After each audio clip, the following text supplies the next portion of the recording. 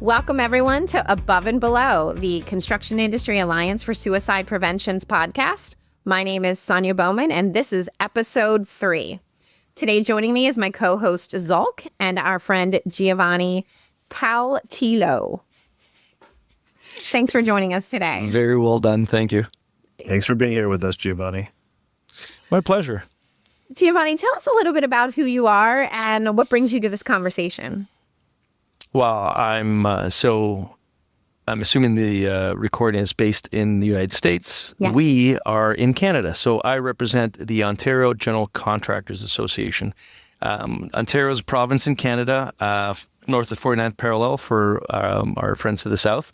And again, it's an organization of general contractors that do a predominant work in the ICI sector, industrial, commercial, institutional. We build hospitals, schools, subway stations, everything that's necessary infrastructure-wise for society in order to move things forward. And we represent probably 70% of all the contractors in the province that do close to $14 billion in gross domestic product in Ontario alone. So again, very influential when it comes down to how they go about doing things. And I happen to be the president of the organization. Excellent. And maybe I'll just add my flavor. Ontario happens to be Toronto happens to be the third largest city in North America. US? Yeah, in North America. So for the people who are south of the border, I too am from Giovanni's home riding in Canada here in Ontario. So yeah, economically, Ontario is, right probably behind the Texases of the world as far as economic output is concerned. Population-wise, we're 13 million in the Greater Toronto area? Just in the GTA area, yes. Greater Toronto. So when you fly in, Sonya, when you come in next time, when you see all those lights, half of those are Giovanni's because that's his neighborhood. And I have one little light at my street there. Very nice. So, and I got to say, right now, construction is obviously, when you look up in the air and you count the number of cranes that you see up there, it's 9 times out of 10, it's one of our members that are doing it. And again, we run into all the pitfalls that they do in the States when it comes down to labor force, when it comes down to red tape, when it comes down to contract negotiations and whatnot. So we share a lot of similarities that we do with our brethren in the States. Very nice.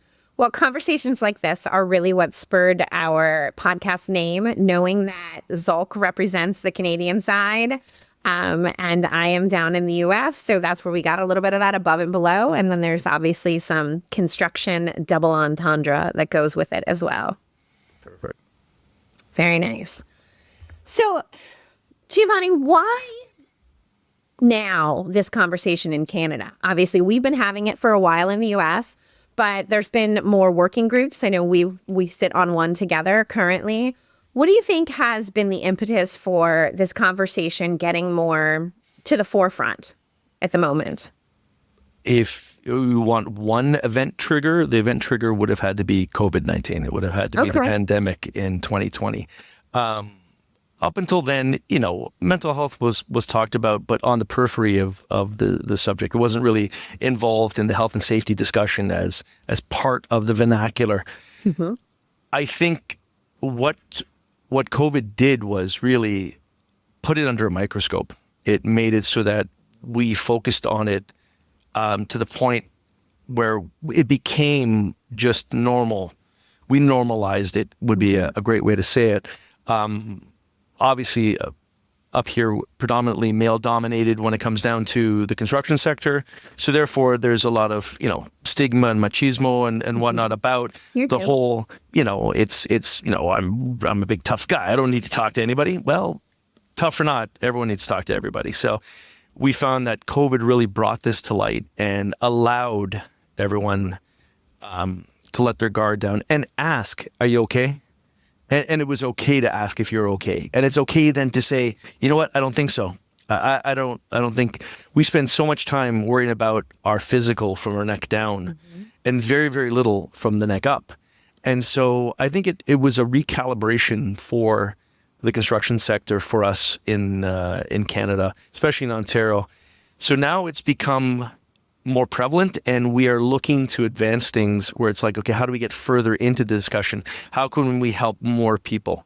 It's not just about mental wellness, but what are the triggers that deteriorate mental wellness, and like how can we swing that back the other way?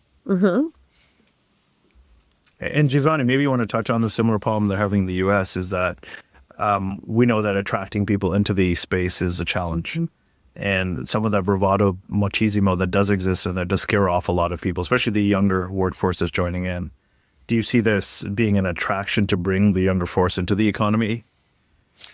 I'm going to answer that bluntly, yes. I think that what we've done advancement-wise when it comes down to mental wellness and just the discussion point of it resonates a lot with younger people nowadays. They want to know that an organization they work for isn't just out for one thing, which is like, put in your time, get out.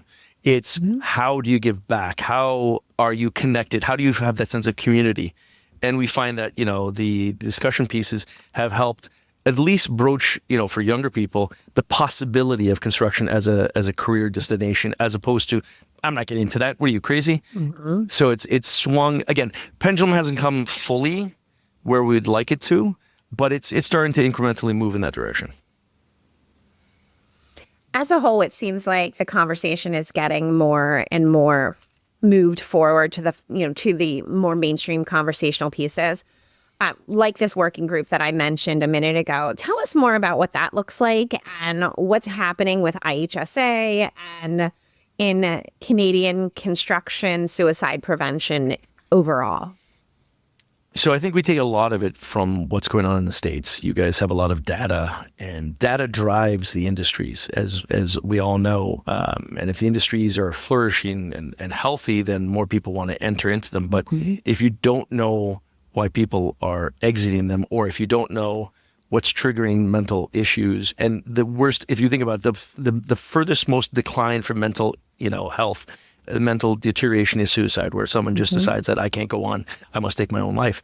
And so the conversation has become more robust in Ontario because, again, it's a continuation of the trigger point from COVID. And like what we saw in the COVID times, we've had contractors here who experienced suicides firsthand with their companies, young project managers and whatnot taking their lives. And it was I'm going to say like a bomb dropping in the industry. It really affected and reciprocated throughout the industry, so much so that the industry is now like, okay, how do we stop something like this? How can we minimize, negate it, something? We want to be part of the solution. So a big working group initiated really by initial conversations with a couple of contractors who said, this is a good thing. Why aren't we doing it? And slowly but surely it started to grow and friends invited friends or companies invited companies, and who should be at the table. Yeah.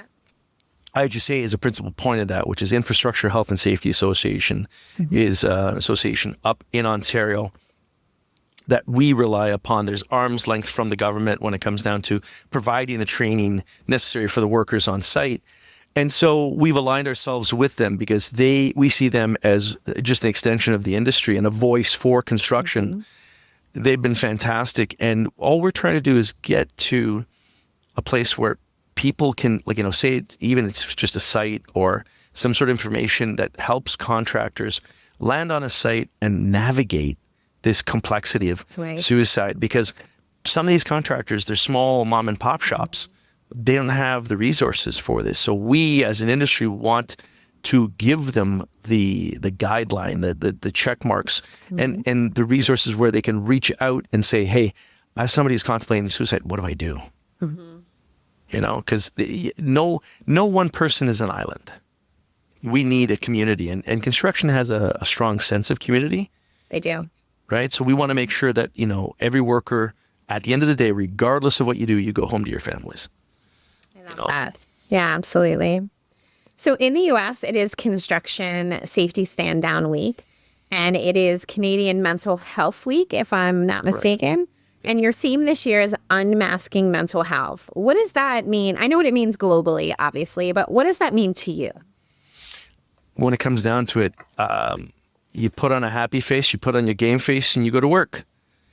And your outside persona may not reflect your inside feelings. And so when it comes down to unmasking it, it's take the mask off. Let's really have a heart-to-heart and bear your feelings. It's fine to have feelings.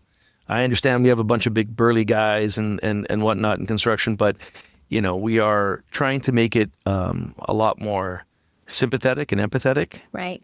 We really want to understand, everyone goes through stuff. Everyone. I don't care who you are.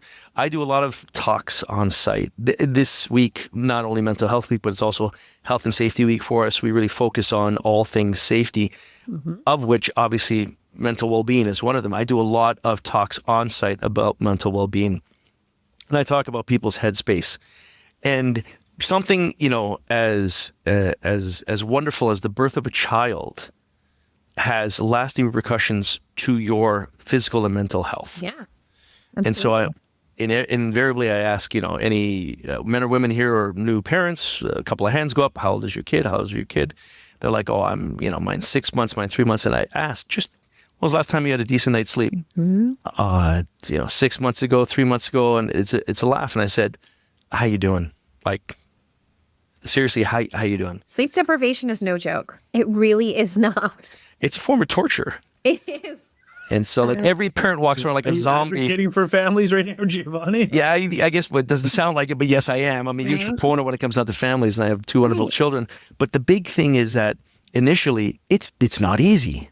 It's incredibly hard for new parents to then juggle that and juggle the responsibilities of being on a construction site and juggle bills and payments, and maybe it's reduced down to a one-income family at that point in time. There's a lot of stresses, and so we make it comfortable for people to talk about that.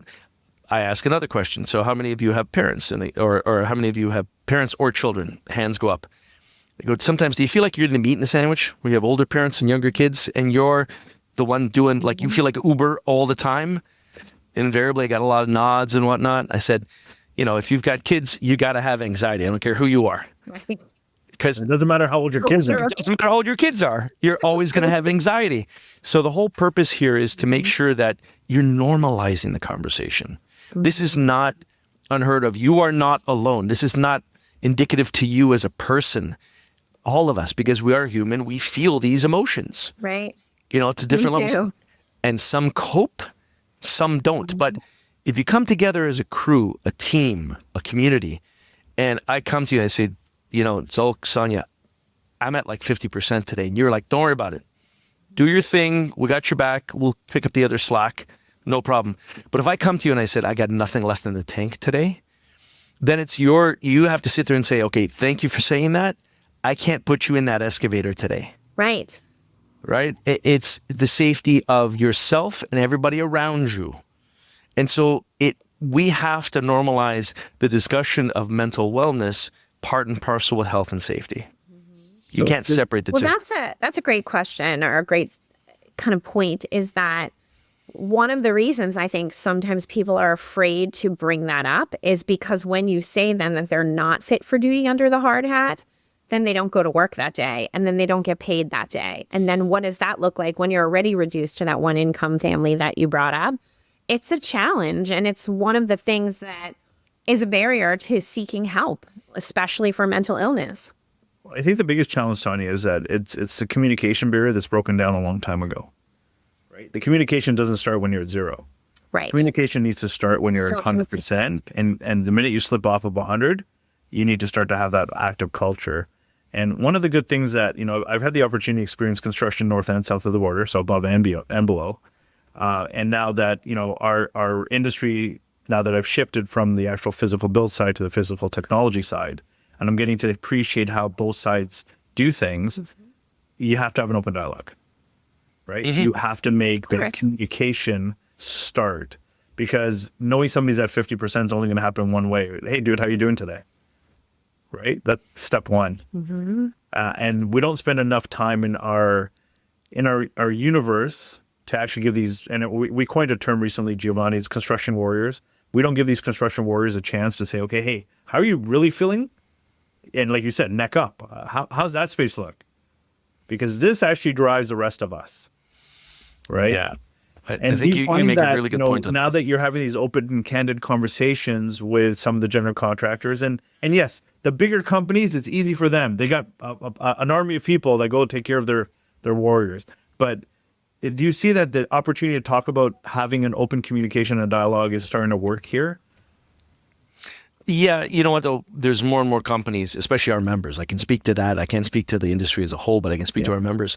There's a lot because we are talking about it, because we are providing literature, resources, webinars, and conversation about it. They feel more empowered. You know, I guess to your warrior point, they feel more empowered to not only have those conversations, but to make them genuine and not to react like, oh, you got to go home. Instead, sometimes it's like, okay, how can we accommodate? Oh, we know that, you know, you're a new dad. We're going to take the initiative and say, you're going to be on reduced duties for a little while. You're still on regular pay. We're not demoting you.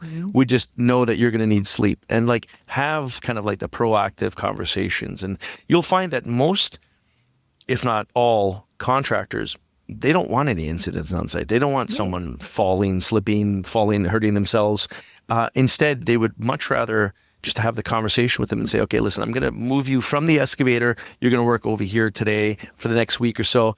When you're feeling more rested or whatever the case is, we'll happily move you back. It's a matter of not losing and not having that barrier that the worker thinks I'm going to get fired as soon as I open my mouth. So, you know, it's a two-way street, to your point, Zulq, about making sure that they feel comfortable enough to raise it. And they know there's not going to be that, you know, the repercussions of you're going to get fired or I'm going to let you go. Ultimately, we are looking for people where the shortage for labor. We want to make sure that, you know, again, everyone that we have can be accommodated some way. And so, you know, the conversations just continue. And I think the more we talk, the better we get. And I think there's one thing to add, Giovanni, maybe you can add some insight, because I know a lot of people that are going to be listening to this is, hey, we can't afford to do this, right? Like, you can't afford not to. And I think that's what I wanted you to bring out to the point, is that if you don't do it, the consequences are probably a lot more dire. So do you know what the cost of is? Do you know what the cost is of an incident on site? Yeah, I've lived through it. Not cheap. Okay. So it's $488,000 is the cost of any incident on site, especially if it's fatality or whatnot. But the cost is the repercussions of one incident on site is $488,000. Yeah. And so the cost, when they say, oh, I can't afford it, BS. You can't afford not to invest in it. We find it asinine when I hear someone say that, you know, oh, it's too expensive to invest in health and safety, invest in my people, ensure that people go home at the end of the day. You wouldn't say that, you know, but mind you, again, the conversation is evolving. 20 years ago, harnesses weren't a thing. You know what? You only select few would have them on. Health and safety was seen as an afterthought. Now, health and safety is thought of before you even put a shovel in the ground. So I think we're getting much, much better as an industry. We are evolving. I think that, you know, the next stage of evolution has to be the proper fit for mental wellness. So there's two sides to that coin. And there's the side that says, well, it's not my job to be a mind reader. How am I supposed to know if somebody's unfit? And then the other side of that is, how do we start destigmatizing, normalizing, creating cultures where not the company side, but the person is in a place where they can say, like, I'm not okay. And whether that is creating confidence around that, or it is creating safer workspaces, or just changing the mindset of that machismo, you know, pull ourselves up by our bootstraps mentality that the construction industry has. But what comes first, the chicken or the egg, so to speak? So I'm going to answer that by saying both. Okay. So the reason I say both is, when I'm on site, if you frame the discussion in a different context, you'll get different reaction. Tell me more. So if I come at you and I want to fight with you, you're going to have your guard up. True. Okay, right off the bat, you're like, what the hell? But if I come at you and say, all right, so would you let your best friend, your son, your daughter, get on that ladder knowing that there could be hazards around? All of a sudden be like, no, I'd do this instead. Okay, well, why didn't you? Why don't you go there and say, hey, hold on. It just takes you a second. Come down for a second. Make sure you got 3-point contact. Make sure you do this. Put this harness on. Tie off to here. I know it's probably going to be easy. Nothing will happen, but just in case. right? You start talking in that realm. The same thing happens when you're talking about mental wellness. Would you let your friend go by and they look depressed or they look like sleep deprived and you wouldn't say, are you good? What's wrong? What's up? That's all it takes. To Zulq's thing about the two-way conversation. It has to start somewhere, but it has to start from both sides. And so like if you phrase it in the context that this is part of your family, this is a loved one, this is someone that is a friend of yours. How long have you worked with this person? And you don't consider them a friend? Well, then that's another story altogether. You got therapy issues, then you got to go to. But ultimately, I don't care who you are. Nobody wants an incident like this on site. And those who have gone through a serious illness or an incident or a fatality on site are never the same. They feel that weight. They feel scarred. So to your point, Sonya, it's both. It is the chicken and the egg. You can't wait for one side or the both have to come together. And this is what we're trying to kind of build the bridges between the workers and the contractors and make sure that they have all the tools and communicate it out to everyone. And I applaud you guys for this, for this podcast where you are talking. These are heavy topics. This is not something that really is lighthearted and fun. But if you take in the context that it's a prevention strategy before someone gets hurt, right? Before something happens, before you have to spend all that money that we talked about, it's a personal people problem. Sonya, sometimes what we lose sight of is that everyone that we're working with, we have an economic dependency on each other, right? Mm-hmm. And when we lose sight of that, there's one thing to share your partnership when you get home with your partner. But when you're at work, there's a relationship amongst all of us. If any one of us falls out of the cog will keep spinning, but there's a break in the sprocket. Sure. It's going to have an impact. Eventually it'll rotate, and then eventually everyone's going to have that consequence. And it's kind of beholden on everyone. We've said this on the last podcast. Say it again. Communication starts on both sides. It doesn't start from the top down. It has to start from the bottom up sometimes. Mm-hmm. And really what we're trying to do is try to break the stigmatisms between you're the management, I'm the guy in the field, you're against me, I'm against you. There's really none of this against each other. We all need each other to strive. Mm-hmm. And part of that striving is, and everyone has superpowers. My superpower was I can almost engage a conversation with anyone and find out how they're doing. Find out if they've got kids, they've got elderly family members. What are they dealing with? What are they up against? And the first conversation, very few people are going to share this with you. The second time you say, hey, how's it going? How's your family? Yeah, they're okay, but my dad's sick. Oh, really? What's wrong with your dad? Right? And you get some more information, right? Mm-hmm. But the third time you get a conversation, you might even find out their father's suffering from cancer. They're dealing with something in their house, and they got to leave and get the oncology unit and make sure that they're getting their chemotherapy and all that. And then you start making business decisions as an employer. I'll never forget the one day that one of the foremen that was working on a job site for a company I worked for found out his son was diagnosed with Down syndrome. And big, burly guy fell to his knees in the trailer.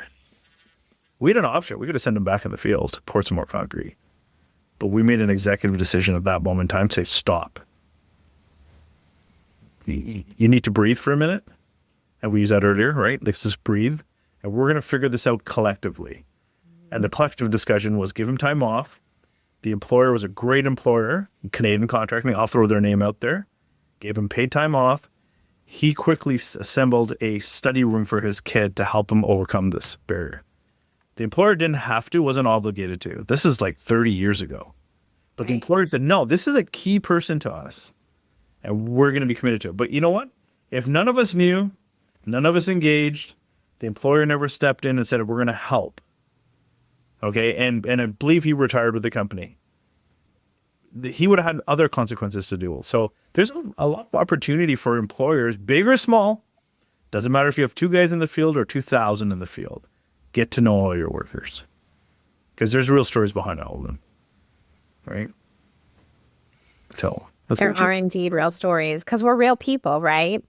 And as we kind of think about what that looks like and what that means, obviously it's Mental Health Month, and the conversation around how do we take care of our own mental health comes up as the helpers in the conversation. So just to switch gears maybe a little bit, what does self-care mean to the two of you? You're going to ask Zulq this question on national No, television? I am. I'm from the editing calendar I'm on the Giovanni. internet.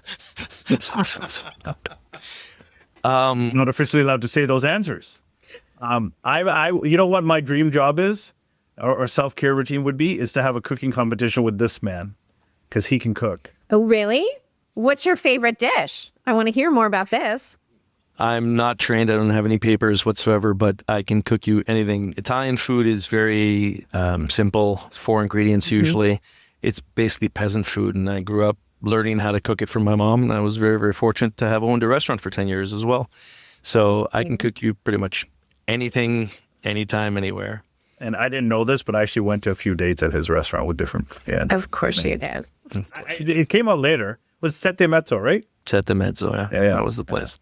Is that your self-care, or do you have something else that you do as well? One form of it, yeah. One form of self-care is me and the kids getting together and cooking together as a family, because it's a team orientation. People rely on each other. It's a timing aspect. You have to make sure it's down to the wire, and then everyone gets to enjoy the creation that you put together, right? So that's one aspect of it. Another one, I tell people, go for a walk, do something physical, work out, go for a walk, play squash. I don't know, whatever pickleball. And that's the latest thing that they keep talking about. Yep. Whatever gets you out of the house. Now that, the snow has gone up in Canada, which, is fantastic. Get on a bike, go for a walk, go for a jog, do something, but get out where you've got some nature, some harmony. You don't always have to need connected to technology. You can listen to this podcast as you're riding your bike or whatever the case is. But I think that self-care is different for everybody. Maybe it's a massage, for you. Maybe it's, whatever. I find that whenever I do something communal with friends and family, that really is it recharges batteries. So I do that. Now you can work communally. That's one thing. So maybe actually you can see going to work as something that helps you recharge. Love that. Okay, I'm the exact opposite. Going to work is not recharging. I'm just saying the sense of community, Zulq. I didn't say necessarily going to work, but you could make it fun. Right. So I think Giovanni and I are probably from the same age group, sure, for the same generation of the workforce. I've known Giovanni for a number of years through other channels as well. Self-care for me, like honestly, I pamper myself. I won't lie to you. I'm so shocked by this revelation. I know. Stunned even. Yeah. If my barber would actively give me a hot towel massage weekly, I'd be doing that like 5 times a week. So yeah, I like to pamper myself. Why? Because I'm giving me time back to me. Which is very important. I think a lot of people in our industry don't remember that there's me time, right? When you're a dad, it's your dad. When you're a spouse, you're a spouse. When you're a son, you're the son. And, when you're with your friends, you have another character that you're on with your friends, even if you can be genuine with your friends. But once in a while, you just kind of need me time. Right? And me time to me is, honestly, I won't lie to you. You can leave me in the spa for 3 days straight. I would never leave. But that's just me. But then Giovanni's going to call me foo-foo. And No, not at all. My point was that some of us work, Zulq. That's why I tried to relate it back to the fact that you could make. I've been on a lot of construction sites where it's a fun space when you look out for each other. You're laughing together. You're joking around together. You work hard together. Yeah, you bust your butts. But ultimately, you know what? At the end of the day, you've got this sense of satisfaction for having put something together. You created something from nothing. Same with a dish. This is where I kind of make the relation to it, right? You jump into it, you throw it together, you do what you have to do, and then you have that sense of satisfaction. It's quicker in time horizon, obviously, than building a building or a stadium or whatever the case is. But you can be proud of what you did, and that sense of pride is something that is really, truly indicative, to doing something with your hands.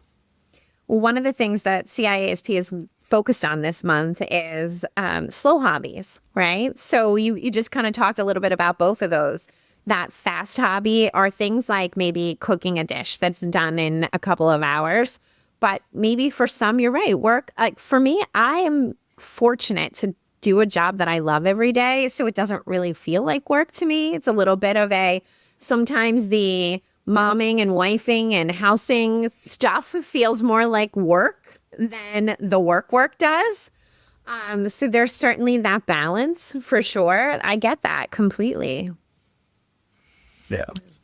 So again, pamper yourself or self-care means different things for different people, and whatever you find that fits, whatever floats your boat type thing, right? So to me, as long as you're doing something that gives your mind a break. Not doing anything is probably a bad thing. You know what though? Like being quiet, reading. Meditating. That's still doing something. Yeah, but like me, like I can't sit and watch a movie to save my life. As soon as I sit down on the couch and turn the movie on, 5 minutes, I'm out. It's just that because you get really relaxed, and I'm not really into a passive medium, but going for a coffee or an ice cream or something with a friend and going for a walk and that to me is no problem. We can talk for hours. Okay, so They're cookies. to wrap up this conversation, we all chose words of the year this year. CIASP's word of the year is well-being. I have a word of the year, it's intentionality. And for me, part of that self-care is being intentional with my time, the choices that I make, the travel that I do. And so it's really been the grounding sort of North Star, as I have. Sometimes my year can get completely out of control because I do love what I do and I get to say yes a lot. So focusing on moving with intentionality and choosing with intentionality has been something really helpful for me. Zulq chose a word of the year, and I'll have him share that. But what would your word of the year be? So Zulq's word is biscotti. It's my second word of the year, but only if you can deliver on it. Okay, so for all the viewers that are going to be listening in, Giovanni makes biscotti like nobody can. He says he only makes it at Christmas, but hey, I think that's actually being pretty prejudiced towards all the other faiths and religions, Giovanni. So I think you should be making them on all the holidays to be more inclusive. Just putting it out there. You don't have to say yes or no now, but you can say it later. Or you can say yes now. I'm going to change my terminology and say I only make biscotti during December. Beautiful. Fine. I'll let you go with that. Why? Because the heating costs are lower. Are you trying to heat your house? Just like mental health is a 12-month-a-year conversation, so is biscotti. I don't know where this conversation went left. Right. We are focused on words of the year, though. So Zulq, My word of Giovanni, I might inspire you. My word is grateful. I am grateful. I live in a state of gratefulness. I wake up grateful that I woke up, right? I'm the proper side of the term. Mm-hmm. And I'm grateful for all life's opportunities. I still maintain it. Son of an immigrant. I've done a pretty good life, little bits of it. So I'm just grateful for the opportunity, to be here with every one of you guys, because you're esteemed panel, of course. Secondly is that, we get to do life experiences that some of our forefathers might not have ever dreamt of. So we're getting to live a life that most people can't think of. And most importantly, that, some of the basic necessities of life, that I'm blessed enough that I'm not overly stressed out about them. I'm stressed out about them still, but they're not. I don't wake up thinking, oh my God, I got to find a way to have enough money to buy milk and put it in my fridge for my daughter. So I'm just grateful that every day I wake up, that opportunity continues to coexist for me. So that's my soft side. You can make fun of me later, Giovanni. Never would. You do enough of that on your own. So I guess the word I would use is balanced. Ultimately, like a teeter-totter, our lives are, you're being pulled in multiple directions. I have this little term that I always tell my staff. I said, when you're juggling, because we're all juggling different balls, right? You have all these responsibilities and whatnot. You have crystal ones and you have rubber ones. The crystal ones are your health, your family, your friends, your entire well-being. Those are things that you cannot let drop ever. You got to keep them up. Work is rubber. So if it falls, once it hits the ground and bounces back up again, you catch it on the way up. But you have to focus on those crystal balls and really stay. And the reason I say that is because you have to have that crystal focus on it. You can't let those fall ever, because then you're talking cancer, then you're talking hospitalization, then you're talking bigger problems that will just perpetuate. So for me, it's all about balance. It's all about making sure that, you've got the work side of things, but we talk about work-life balance. Mm-hmm. I think it's you can't have just the two options. There's work, life, friends, family, vacation. Like there's just a bunch of other things, and I think you've got to have that homeostasis between all of them. So the word I would choose for the year is this. This was brought to you by the letter B for balance and the number 3 for the number of presenters we have today. Well, thank you. And, we appreciate you taking the time to be with us today and to share your insights and share some deeper thoughts like self-care and balance. And with intention and gratitude, we wish you and our listeners balance. Have a great week, everyone. Take care. Thank you, everyone. Thank you, Giovanni. Bye. Thank you for the opportunity to present. It's been fantastic.